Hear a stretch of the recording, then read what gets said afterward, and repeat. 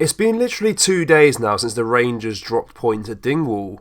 In today's video we'll have the final episode of the Meltdown before returning back to covering Celtic. Sit back and relax and listen to some tears. But just before we get into that video, make sure you do drop a like on this video and subscribe to the channel for more Celtic content. I've honestly thought I'd calmed down a wee bit after that result, but it's getting, to be honest with you, the more I think about it, the worse it is. It's the 4-way-4, as I'm called. And Arisic, Goldson, Tab and Lundstrom have flung away another league. Does this sound similar to you? This has happened time and time again with these guys. They just contrive to find a way to lose. I'm just beyond fed up with them now. They all need to go. Even Tav. I know he gets goals, but he lets in more goals than what he scores. We can't continue with these guys in the squad in the summer. A rebuild is badly needed, and these guys aren't in the future. I think we signing Golson after that him running out the contract was one of the worst decisions we've made in recent years. We seen for our own eyes that nobody else wanted him, and yet we gave him more money to come back. The guy's a clown. What does he bring to the team? Honestly, can any of you give me one positive he brings to the team? The only goals he scores is against his own team. I don't get what the manager sees in this guy. Leon Balogun must be having to go to the board and go, well, what's happening here? Wait. I know, but I think it's more, like, for me, like, you look to your leaders, your Taz, your Goldsons, right? But they're no giving you the right leadership in my eyes, right? They've been like captain and a vice captain under a litany of failures. So are they getting in the heads of these other players, saying, "Oh, you need to watch it for this team, that team, or we'll find it hard to beat them," because they're used to defeat now. Defeat is an acceptable thing to them. That's what was shown yesterday. We should have been thinking, right, Ross County, they're in danger of getting relegated, so that's going to affect their wages, that's going to affect their livelihood, that's going to affect the food that they can put on the table for their families. But we strolled out in that park like we didn't have to try. It was criminal, absolutely criminal, for the same four people that are there year after year after year, and they keep making the same mistake by relying on them. Well, do you know what I mean? It was 1-0 at half time, and my boy at the time was saying, "Oh, well, at least we're winning, blah blah blah." But you seen it coming, mate. Do you know what I mean? It was so obvious.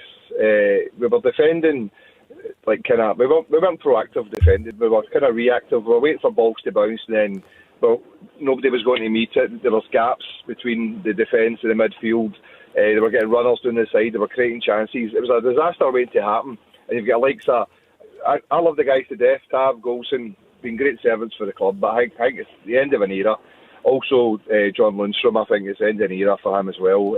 No. Listen, I think the guy kind of got a wee boost when the new gaffer came in. I think he got the bounce off Clement, but before that, he was another one who could be felled under dug meat, to be honest with you. But I think the one who's escaped all the criticism, to be honest with you, is John Suter. Where I sit at Ibrox, I sit right in line with the 18-yard box, and I see, like, Aberdeen, Hibs, Hearts, Celtic game. The guy's getting away goals left, right and centre. You know what I mean? For a centre-back as well, when the ball's in the air, doesn't move his feet. He gets caught all the time in the channel. He gets caught watch the ball go out of his seat, and he's another one who doesn't react quick enough for a centre-back. Was on the ground. He's good. He can tackle, he can run with everything else, but for a centre-back, you should be able to kind of move your feet and we can get in a better position than what this guy does. Honestly, I've had better weekends, let's just say that.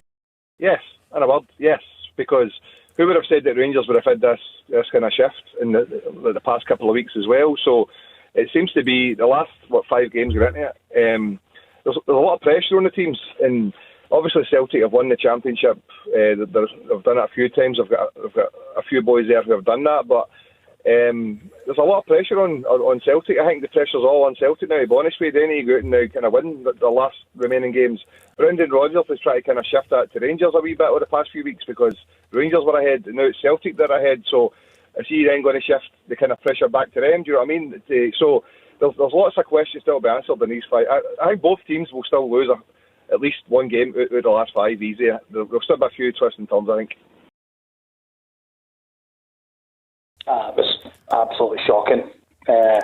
Dreadful. You kind of got to Dingwall and get beat. No disrespect with Ross County, but you just can't go up there and lose when you're going for a title. It's just completely unacceptable, in my opinion. To be honest, I said that to the producer. Checked the stats going back for the 2nd of March, including the Europa games. We've lost 12 goals.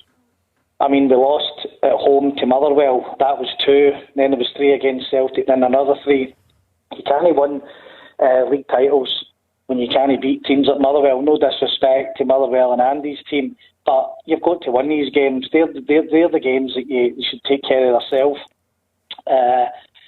The back, we're vulnerable at the back, very vulnerable at the back. I'm not a big lover of Suter and Golston together. Personally, I'm quite a big lover of Balogun. Doesn't seem to be getting a chance, the big fella. Good feet, quick. I'm no a lover of Golston and Suter together, personally, but we're very vulnerable. We have been vulnerable at the back for many months, actually, to be honest with you. Probably get out of jail umpteen times with Jack Butland, with world-class saves week in, week out. So, again, very vulnerable at the back, and it's really poor, really poor. Hand in my heart, I wouldn't want to say it has. It's a massive dent. Celtic must be getting some lift, because it all comes down to now, if Celtic win all their games and Rangers kind of win all their games, we lose the title by 1 point, which is down to the game at Ross County. That's what it'll come down to if that's what happens. I know we've got to go to Parkhead, but it's a big ask to go to Parkhead in front of all their fans with no fans of our own, the way it's going, and trying to get a result, because Celtic's tails will be definitely up. It's back in their hands, and as I said, you can't beat teams like Motherwell at Ibrox. It's woeful performance, shambolic in defence, overran in midfield, misfiring up front, and when you don't even match the opposition in desire, work rate, the level of running, you get what you deserve, and that's what happened yesterday. It's all about if, buts and maybes, isn't it, and taking chances. And when we start looking at it, you never know, it might end up being the story of the season, missed chances, but there was chances to make it 2-0 in that. And let's be honest, although you've got to be honest, they deserve to win the game. It changes the game completely aside at the second bottom. They if you go 2-0 up against another play, it sucks. Yeah, I know they scored 3 goals, but it's different. You've got to accept if you score 2 goals, and even though the commentators, I don't know what game they were watching, that wind was still blowing a gale, by the way, which again about playing conditions, but a couple of really good chances. I'd say 1 clear cut and 2 3/4 chances that you should be putting away. And the game's home and done by half-time, but we didn't. Celtic fans, what do you make of the final episode of Rangers fans' meltdowns? Let us know down in the comments section below. That does bring us to the end of today's video. Make sure you do drop a like on this video and subscribe to the channel for more Celtic content. Thank you. Take care. Bye-bye.